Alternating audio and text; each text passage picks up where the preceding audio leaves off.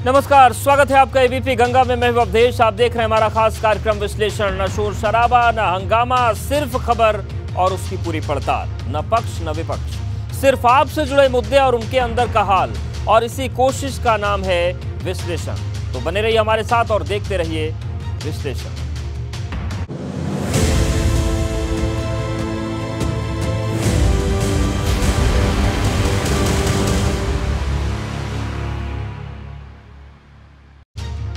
भाजपा ने 2024 लोकसभा चुनाव का बिगुल फूंक दिया है। मिशन 2024 की तैयारियों को लेकर तेलंगाना के हैदराबाद में भाजपा की राष्ट्रीय कार्यकारिणी की बैठक चल रही है और इसका उद्घाटन पीएम मोदी ने किया, जिसमें जेपी नड्डा समेत संगठन के दिग्गजों के साथ ही भाजपा शासित राज्यों के मुख्यमंत्री और उप मुख्यमंत्री को भी बुलाया गया। हैदराबाद में इस बैठक के पीछे भाजपा का मिशन दक्षिण माना जा रहा है, तो वही वंशवाद पर प्रहार किया।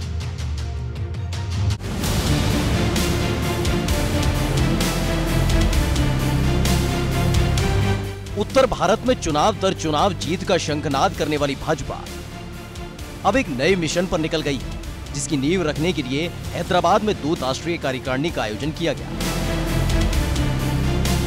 इस बैठक की शुरुआत प्रधानमंत्री नरेंद्र मोदी ने की और भाजपा के दिग्गजों को पीएम मोदी ने संबोधित किया। इस बैठक में पहले दिन कई मुद्दों पर चर्चा की गई और भाजपा के विस्तार को नया आयाम देने के लिए रोड मैप तैयार किया गया। बैठक में प्रधानमंत्री नरेंद्र मोदी, भाजपा अध्यक्ष जेपी नड्डा, गृह मंत्री अमित शाह, रक्षा मंत्री राजनाथ सिंह, कैबिनेट मंत्री स्मृति ईरानी, यूपी के सीएम योगी आदित्यनाथ, उत्तराखंड के मुख्यमंत्री पुष्कर सिंह धामी, उत्तर प्रदेश के डिप्टी सीएम केशव प्रसाद मौर्य और ब्रजेश पाठक ने शिरकत की।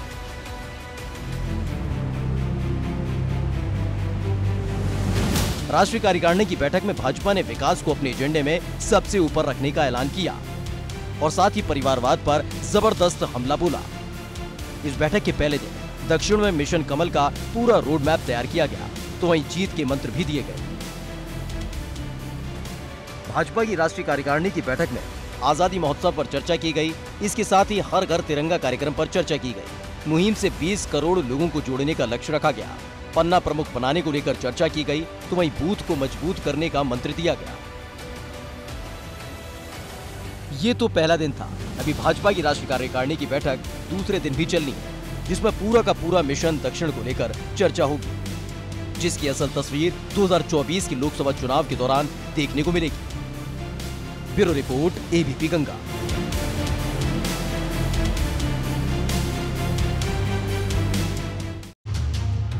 और अब बात होगी विरासत, सियासत और हिरासत की। उत्तर प्रदेश की राजनीति में आज विरासत पर सियासत को लेकर जो जंग देखने को मिली, उसमें हिरासत ने तड़का लगा दिया। दरअसल पिता सोनेलाल पटेल की जयंती मनाने के लिए उनकी दोनों बेटियों अनुप्रिया पटेल और पल्लवी पटेल ने इंदिरा गांधी प्रतिष्ठान में कार्यक्रम की इजाजत मांगी। अनुप्रिया पटेल को इजाजत मिली तो पल्लवी पटेल ने विरोध का झंडा बुलंद कर दिया और फिर जमकर होने लगा हंगामा, तो सियासत से हिरासत कर चल गया।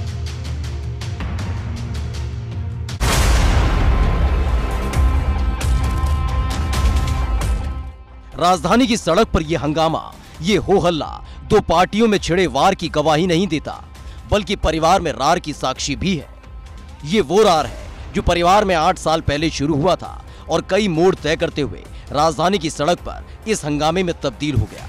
कृष्णा पटेल उतर गई, पल्लवी पटेल उतर गए, कार्यकर्ता भी जुटे हुए हैं यहाँ। वो बार बार कह रही थी कि उनको इंदिरा गांधी प्रतिष्ठान जाने दिया जाए, लेकिन परमिशन नहीं थी कार्यक्रम करने की, इसलिए पुलिस ने जाने नहीं दिया। काफ़ी देर बातचीत हुई पुलिस प्रशासन से, फिर भी जब वो नहीं मानी तो जैसे ही वो नीचे उतरे उस होटल से जहाँ वो प्रेस कॉन्फ्रेंस कर रही थी, उन्हें हिरासत में ले लिया गया है। उत्तर प्रदेश की राजनीति में पटेल बिरादरी को लामबंद करके डॉक्टर सोनीलाल पटेल ने जिस अपना दल का बीज रोपकर उसे वृक्ष बनाया था, उसी का फल पाने के लिए पिता सोनीलाल पटेल की जयंती पर जिस वक्त छोटी बेटी अनुप्रिया पटेल लखनऊ की इंदिरा गांधी प्रतिष्ठान में भव्य समारोह कर रही थी, उसी वक्त सोनीलाल पटेल की बड़ी बेटी पल्लवी पटेल अपनी मां कृष्णा पटेल के साथ इंदिरा गांधी प्रतिष्ठान के बाहर धरने पर बैठ गए। मेरा सवाल सिर्फ सरकार से ये है कि जब पूरा प्रोटोकॉल फॉलो करते हुए, हर नियम कानून को हमने फॉलो करते हुए रविंद्रालय करवाया, फिर विश्वेश्वरैया कराया, जब दोनों की परमिशन कैंसिल हो गई उसके बाद इंदिरा गांधी प्रतिष्ठान में हमने मरकरी हॉल करवाया, तो उसकी भी परमिशन आपने कैंसिल कर दी। तो मैं सरकार से जानना चाहती हूँ आधार क्या है, क्योंकि सरकार के खिलाफ कोई आंदोलन नहीं है, ये सरकार के खिलाफ कोई धरना नहीं है। हम तो जयंती समारोह संगोष्ठी कर रहे थे और जिसमें बड़े ही गणमान्य अतिथियों को हमने बुलाया और जो सूचना पूरी हमने दी, तो परमिशन क्यों कैंसिल की गई? मसला पिता की विरासत पर असल दावेदारी को लेकर था। एक तरफ सोनीलाल पटेल की पत्नी कृष्णा पटेल और बड़ी बेटी पल्लवी पटेल, तो दूसरी तरफ राज्य से लेकर केंद्र की राजनीति में नया आयाम तय कर चुकी छोटी बेटी अनुप्रिया पटेल।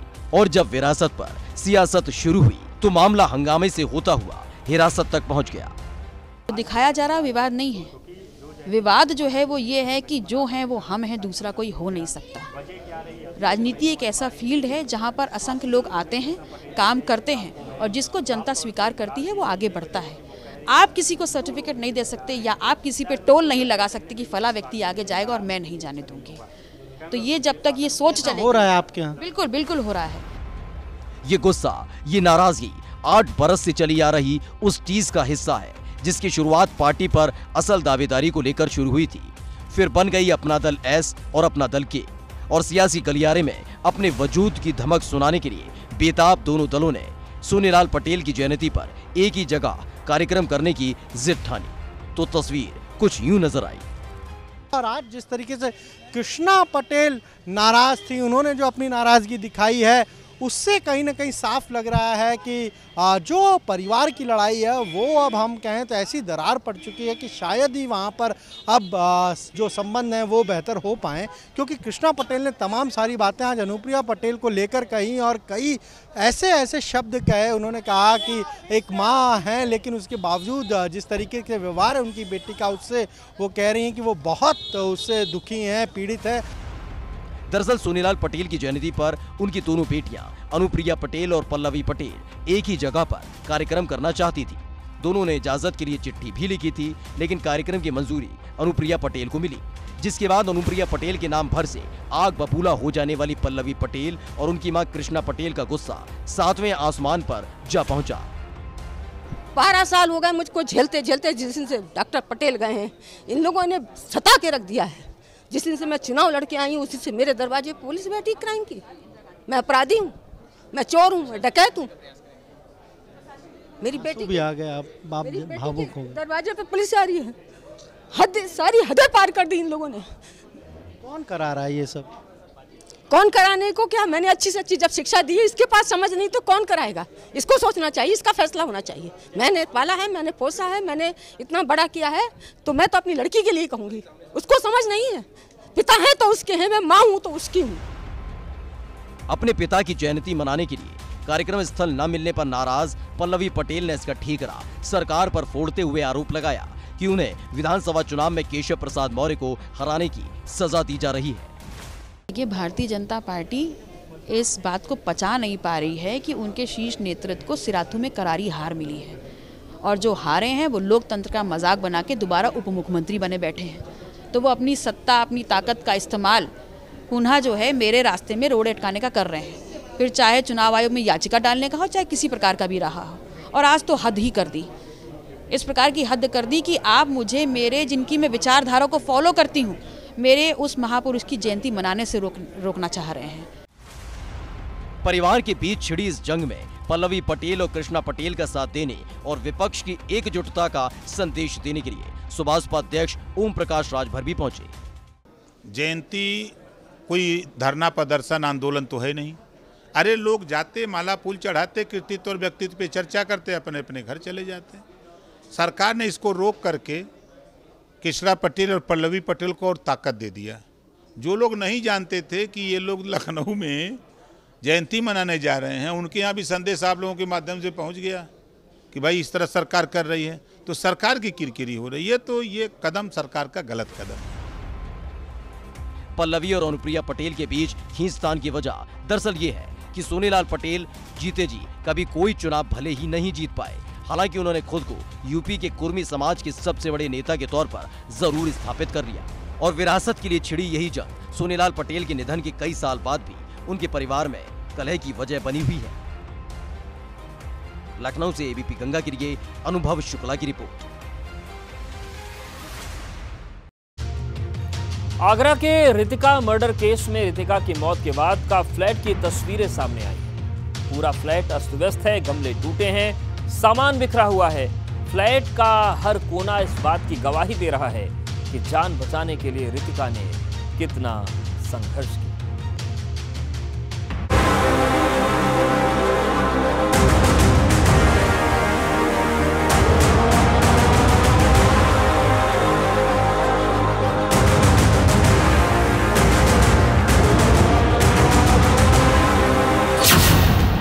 रितिका की फ्लैट की पहली तस्वीर।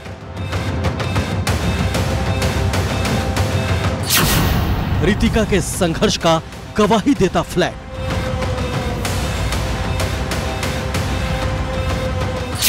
बचने के लिए जमकर लड़ी थी ब्लॉगर। रितिका और विपुल के जिस फ्लैट में जमकर मारपीट हुई थी, उसके अंदर की पहली तस्वीर सामने आई।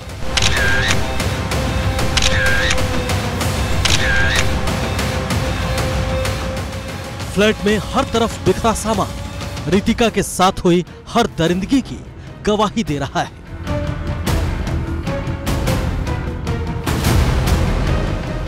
फ्लैट के टूटे सामान बता रहे हैं कि रितिका और विपुल के साथ क्या क्या हुआ था। आरोपियों ने फ्लैट का दरवाजा खुलवाने के लिए साथ आई महिलाओं को आगे किया था। फ्लैट का दरवाजा उन्हीं के जरिए खुलवाया गया। जैसे ही फ्लैट का दरवाजा खुला, दीवार के पीछे छिपे आकाश के साथ 3 और लोग फ्लैट में जबरदस्ती घुस गए थे। फ्लैट में घुसने के बाद सबसे पहले दोनों महिलाओं ने रितिका को काबू में किया था। उसे एक कमरे में घसीट ले गई थी। अब एक वीडियो वायरल हो रहा है। ये वीडियो बताया जा रहा है हत्या के बाद का है, जिसमें जो फ्लैट ओनर है शोभित चतुर्वेदी और उसके साथ कई सारे लोग इस फ्लैट में नजर आ रहे हैं, और जिसमें ये देखा गया है कि जिस तरीके से जद्दोजहद हुई है। आकाश गौतम समेत 5 लोगों ने इस फ्लैट में प्रवेश किया है और सीधे ओवर पावर करते हुए विपुल को सबसे पहले पकड़ा है और विपुल के साथ जबरदस्त तरीके से मारपीट की है। और आकाश के साथ जो 2 महिलाएं आई हैं, वो लगातार रितिका के साथ मारपीट कर रही हैं। आकाश के साथ फ्लैट में घुसे दोनों आरोपियों ने विपुल के साथ मारपीट करनी शुरू कर दी थी। उसके हाथ बांध दिए गए थे, उसकी जमकर पिटाई की गई थी। विपुल को बाथरूम में बंद कर दिया गया। विपुल से मारपीट करने वाले तीनों आरोपी रितिका को काबू में करना चाहते थे। पूरी आशंका है कि अगर विपुल बाहर होता तो उसे भी मार दिया जाता। ये लोग यहाँ ही पास में ही कॉरिडोर में खड़े हुए थे और ऐसे में उसको ये जानकारी थी 11 सवा 11 पर रोजाना इस फ्लैट का गेट खुलता है और विपुल इस फ्लैट से अपने काम के लिए निकलता है। तो जैसे ही गेट ये खुलता है, वैसे ही ताकत के बल पर धक्का देते हुए अंदर 5 लोग घुस जाते हैं और सबसे पहले वो रितिका और विपुल के साथ ज़बरदस्त तरीके से मारपीट करना शुरू कर देते हैं और उसके हाथ पैर बांध देते हैं। करीब 1.5 घंटे तक जिस तरीके से घमासान अंदर मचा, और विपुल ने पुलिस को ये भी बताया है कि अगर उसके साथ मारपीट करके और उसको अंदर बाथरूम में बंद नहीं किया जाता तो शायद उसकी भी हत्या कर दी जाती, ये तय था। रितिका और विपुल दोनों ने जान बचाने के लिए संघर्ष किया था। फ्लैट में टूटे गमले और बिखरा सामान दोनों के आरोपियों से जूझने के सबूत हैं। रितिका को एक कमरे में ले जाकर दोनों महिलाएं मारपीट कर रही थी। इधर विपुल को फ्लैट के अंदर जमकर पीटा गया। उसे बाथरूम में बंद कर दिया। विपुल ने वहां शोर मचाया, बाथरूम के शीशे तोड़ दिए जिससे आवाज बाहर जा सके। जो वीडियो सामने आई है उसमें गमले टूटे हुए पड़े हैं, सामान बिखरा हुआ पड़ा है, वो स्टिक भी नजर आ रही है जिस स्टिक के जरिए विपुल की पिटाई की गई है। जो विपुल के जो दोनों हाथ हैं वो हथकड़ियों से बांध दिए जाते हैं। विपुल के साथ लगातार आकाश गौतम मारपीट कर रहा है और आकाश के साथ जो 2 महिलाएं आई हैं वो लगातार रितिका के साथ मारपीट कर रही हैं। विपुल लगातार इस विंडो के ज़रिए लोगों से मदद की गुहार लगा रहा था और जो पोंछा लगाने वाला जो स्टिक होती है, जिसमें डंडा लगा होता है कपड़े में, उस डंडे को से उस लगातार उस गिलास को ठोंक रहा था। गिलास टूटता है, उसके टुकड़े नीचे बिखरते हैं और ऐसे में जो आप विंडो देख रहे हैं जिसमें गिलास नहीं है, ये दरअसल बाथरूम है और इसी बाथरूम के ज़रिए विपुल यहाँ अपार्टमेंट में मौजूद लोगों से गुहार लगा रहा था। चूँकि अपार्टमेंट कल्चर ऐसा होता है और चूँकि इस पूरे अपार्टमेंट में एक टावर में 66 फ्लैट हैं, लेकिन आधे ही ऑक्यूपाइड हैं, इसलिए उसको ये जानकारी नहीं थी कि कोई उसकी बात सुन पा रहा है नहीं, लेकिन वो प्रयास लगातार कर रहा था। बंद कमरों में बैठे लोग जब तक विपुल की आवाज सुन पाते तब तक देर हो चुकी थी। फ्लैट के अंदर 3 पुरुषों से और 2 महिलाओं से घिरी महिला आखिर कब तक जूझती? तो कुल मिला के कहा जाए, इस पूरे घटनाक्रम में ये स्पष्ट होता है कि एक प्रॉपर तैयारी के साथ, एक प्रॉपर प्लानिंग के साथ, प्रॉपर रेकी के साथ आकाश गौतम 2 महिलाओं और 2 पुरुष कातिलों के साथ इस फ्लैट में पहुंचा था और अब इस मामले में लगातार एक के बाद एक सनसनीखेज जो कहा जाए फैक्ट्स हैं वो रिवील हो रहे हैं। आगरा से नितिन उपाध्याय, एबीपी गंगा। आपने कई तरह के घोटाले और कई तरह के भ्रष्टाचार देखे होंगे, लेकिन काशी में ऐसा गड़बड़ झाला हुआ कि सीवेज सिस्टम ही गड़बड़ हो गया, क्योंकि शहर की गंदगी को अपने साथ बहाने वाले नाले शहर के मैप पर तो नजर आते हैं, लेकिन धरातल से गायब हो गए हैं।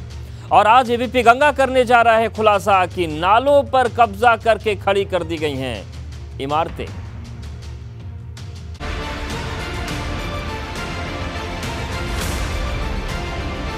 काशी का लापता नाला, कहीं स्कूल कहीं इमारत, कैसा ये गड़बड़ झाला। स्मार्ट सिटी की लिस्ट में काशी का नाम दर्ज है, लेकिन इसी काशी को मॉनसून का मौसम डराता है, क्योंकि जब जब बारिश हुई तब नालियां अपनी हदबंदी तोड़ देती हैं और काशी की सड़कों पर बेतहाशा पानी नजर आता है। बारिश में जल जमाव आम समस्या होगी, लेकिन वाराणसी में जल जमाव से मुक्ति के लिए स्मार्ट सिटी के तहत तमाम कार्य हुए, लेकिन इन सब के बावजूद आज भी जल जमाव हो रहा है। कारण कई हैं, लेकिन उनमें सबसे बड़ा कारण नालों पर अवैध कब्जे हैं और इन कब्जों की तस्वीर एबीपी गंगा आपको दिखा रहा है। तो एक तस्वीर देखिए, इस वक्त हम उस जगह पे मौजूद हैं जहां पर ये बाउंड्री आपको दिखाई दे रही होगी। कहा यह जा रहा है कि ये बाउंड्री नाले पर बनाई गई है। नक्शों में आपको ये नाला दिखाई देगा, इसकी तस्वीरें भी एबीपी गंगा के पास है और ये पूरा नाला गया हुआ है। खादी भंडार का ऑफिस है इस पूरे परिसर के भीतर और सामने ये लाल गेट आपको जो दिखाई दे रहा है, ये नाले का बाहरी रास्ता है। इससे नाला गुजरते हुए सड़क पर जाकर मिलता है, ऐसा तस्वीरों में दर्शाया गया है, ऐसा तस्वीरों में दिखता है, पुरानी तस्वीरों में दिखता है। लेकिन वर्तमान में ये नाला एक बाउंड्री के भीतर है। सवाल ये है कि जब नाले पर बाउंड्री खड़ी की जाएगी तो नाले का पानी उस रफ्तार से कैसे निकलेगा जो जल जमाव से जनता को मुक्ति दिलाएगा। ऐसी एक तस्वीर नहीं है, बल्कि बनारस में ऐसी कई तस्वीरें हैं जो आपको झकझोर देंगी। हर बार वाराणसी के सीवेज सिस्टम को कोसा जाता है, लेकिन हकीकत होश उड़ाने वाली है, क्योंकि अगर नई व्यवस्था ही नहीं बल्कि पुरानी सीवेज सिस्टम को लागू किया जाता तो काशी की तस्वीर कुछ और ही होती। एबीपी गंगा ने इसको लेकर जब तफ्तीश की तो नाले के नाम पर चल रहा खेल सामने आ गया। वरुणा नाले पर स्कूल का कब्जा, गूगल मैप में नजर आ रहा है नाला, सरकारी कागजों में नजर आ रहा स्कूल, सनबीम स्कूल के नाम पर दर्ज है जमीन। को उन्होंने घेर के बाउंड्री वाल बना लिया, अपने स्कूल के कब्जे में ले लिया। 859 जो नाला था उस पर उन्होंने कब्जा कर लिया। मतलब जो बौना जो स्कूल बना हुआ है उनका सनबीम स्कूल, वो पूरी तरह से नाले पे है। इसी तरह लहरतारा पे भी जो आप इसका सबसे बड़ा प्रमाण है, गूगल मैप आप उठा लें, उन 2001 में देखें नाला बहता हुआ दिख रहा है, 2003 में नाला थोड़ा सा गायब हुआ, 2005 में पूरा नाला गायब हो गया। आज का गूगल मैप देखेंगे तो नाला गायब है और उनका स्कूल जो है 4 तल्ला 5 तल्ला वहाँ पर तालिका खड़ी हो गई। कुल मिलाकर सरल भाषा में समझा जाए तो भूमि संख्या 858 और 860 सनबीम स्कूल के नाम पर दर्ज है, वही भूमि संख्या 859 नाले के नाम पर दर्ज है। भूमि संख्या 859 कब्जे की भेंट चढ़ चुकी है। 1883 के नक्शे ने पूरा खेल खोल कर रख दिया, जिसमें नक्शे में भूमि संख्या 858 पर नाला दर्ज मिला है। देखिए, यहाँ पे मैं स्पष्ट कर देना चाहूँगा, मैंने इस चीज़ का मुआयना किया है और बहुत विधिवत किया हूँ, तो इसमें कैसे ये संभव हो पा रहा है। 858 जिस पे उन्होंने सनबीम स्कूल का नाम दर्ज करवाया, उस जगह पे डॉटेड लाइन में नाला जा रहा है। तो स्कूल के बनने से पहले से जब वहाँ नाला मौजूद था, तो मैं वाराणसी विकास प्राधिकरण के उपाध्यक्ष महोदया से सवाल करना चाहूँगा कि जब वहाँ नाला मौजूद था, नाला फ्लोटिंग था, तो उस जगह पे नक्शा कैसे पास हो गया, वो भूमधरी कैसे डिक्लेयर हो गई। ये रेवेन्यू विभाग की जिम्मेदारी थी कि उतना ज़मीन जो वहाँ बीचों बीच जा रहा था कैसे हो सकता है। अच्छा, 858 में तो कहीं उनका नाम दिख भी रहा है, 859 तो नाला दर्ज है जिस पे उन्होंने बलात् कब्जा किया हुआ है। दूसरा मामला कचहरी से चौका घाट के बीच बने इस आलीशान घर से जुड़ा है। सपा के पूर्व विधायक समद अंसारी का ये घर है। नक्शे में घर की जगह नाला नजर आ रहा है। वहीं तीसरा मामला खादी ग्रामोद्योग से जुड़ा हुआ है। खादी ग्रामोद्योग की इस दीवार से जुड़ा है ये मामला, जब सरकारी दस्तावेजों में इस जगह नाला नजर आता है, तो वहीं मौके पर यहाँ एक दीवार खड़ी नजर आती है। देखिए, ये जो है खादी ग्रामोद्योग जहाँ पे निर्माण कराना चाहती है, ये जो आप नारंगी रंग से देख रहे हैं, ये अराजी नंबर 234 अंधरा नाला है।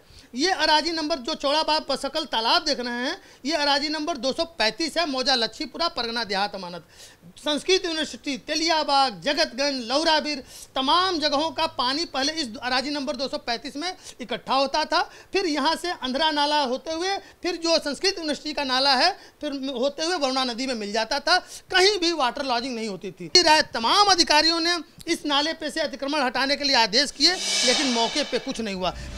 दरअसल जिस नक्शे का जिक्र किया जा रहा है, वो काशी में सीवेज सिस्टम के जनक जेम्स प्रिसेम्फ ने तैयार किया था और उसी आधार पर काशी का पूरा सीवेज सिस्टम तैयार किया गया था। लेकिन धीरे धीरे वो सीवेज सिस्टम गायब हो गया, जिसको लेकर अब आरोप प्रत्यारोप शुरू हो गए। दरअसल जिस नक्शे का जिक्र किया जा रहा है, वो काशी में सीवेज सिस्टम के जनक जेम्स प्रिसेम्फ ने तैयार किया था और उसी आधार पर काशी का पूरा सीवेज सिस्टम तैयार किया गया था। लेकिन धीरे धीरे वो सीवेज सिस्टम गायब हो गया, जिसको लेकर अब आरोप प्रत्यारोप शुरू हो गए। जिसे भी मौका मिल रहा है वो अपना काम कर रहा है, अपना मकान खड़ा कर रहा है, अपना कॉलेज खड़ा कर रहा है, अपने संस्थान को खड़ा कर रहा है। पर सरकार की क्या व्यवस्था है? स्मार्ट सिटी है काशी। काशी क्वेटो बनने वाली थी, क्वेटो बनी क्या? पूरे बनारस के अंदर मैं आपको बता दूं, नाले की पहले सफाई बहुत ही ट्रेंड लोग यहाँ पर किया करते थे। ये नगर निगम के अंडर में था। नगर निगम के जो कर्मचारी थे वो उसको जानते थे कि कौन सा नाला, कौन सा सीवर किधर जुड़ा है, वो सब लोग जानते थे। इस पूरी व्यवस्था को बदलकर नगर निगम ने जल संस्थान को दे दिया। अब जल संस्थान के पास कर्मचारी ही नहीं है, ट्रेंड ही नहीं है कि वो नाले की का वो अलाइनमेंट ही नहीं मालूम है, उस सीवर का अलाइनमेंट ही नहीं मालूम है। वो खोदना होता है किधर, मशीन किधर और लगा देते। जब ये समी बोगना बना उस समय नाला पूरा ओपन था। ये नाला हमारा 12 मीटर नाला चौड़ा है, मतलब 12 मीटर मतलब 36 फीट हो गया। 36 से 40 फीट चौड़ा ये नाला है। और ये जब सनबीम ज़मीन लिया ये, तो उन्होंने क्या किया, इसमें जो भी अधिकारी, इसमें दोषी अधिकारियों को मिली भगत से, और ये लोग जान ही रहे माफिया आदमी हैं, स्कूल माफिया हैं, और इन लोगों ने पाइप नाले को पाट के इसमें पाइप डाल दिया। इस मामले को लेकर हड़कंप मच गया, तो वहीं अधिकारी मामले की जाँच की बात कह रहे हैं। देखिए, बार बार ये शिकायतें मिलती हैं, कुछ लोग अतिक्रमण करते हुए अपनी कमर्शियल एंटिटी या कुछ इस तरह का बढ़ा लेते हैं नालों पे, और उसके बाद वहाँ पे अपना क्रय विक्रय की कार्रवाई करते हैं। मूलतः हमें शिकायत मिलती है 80 नदी, जिसको लोग यहाँ 80 नाला भी कहते हैं। हम 80 नदी में किनारे पे, तेलियाबाग नाले पे या रविंद्रपुरी की तरफ भी कुछ ड्रेनेज सिस्टम के ऊपर, तो हम समय समय पर इनमें ऐसा करते हैं कि इनको हमारा अतिक्रमण अभियान चल के इनको तुड़वाता है। जो अस्थायी निर्माण है, कुछ दिन पहले महमूदगंज के पास मिठाई वाले की दुकान ने नाले के ऊपर बना दिया था, या सिगरा के सामने कुछ लोगों ने नाले पे कब्जा कर दिया था, तो ये सब तुड़वाए जाते हैं। और जैसे ही हमें संज्ञान मिलता है, हम उसको पूरा नोटिस देकर कार्रवाई करके तुड़वाने की कार्रवाई करते हैं। ये पूरी रिपोर्ट ये बताने के लिए काफी है कि आखिर कैसे कब्जे का खेल खुल्लम खुल्ला खेला जा रहा है और उस पर जिम्मेदार आंखें मूंद कर तमाशा देख रहे हैं। लेकिन अब सवाल है कि आखिर कब नगर निगम करेगा कार्रवाई उन इमारतों पर जो नाले की जगह खड़ी होती चली गई। एबीपी गंगा के लिए वाराणसी से नीतीश कुमार पांडे की रिपोर्ट।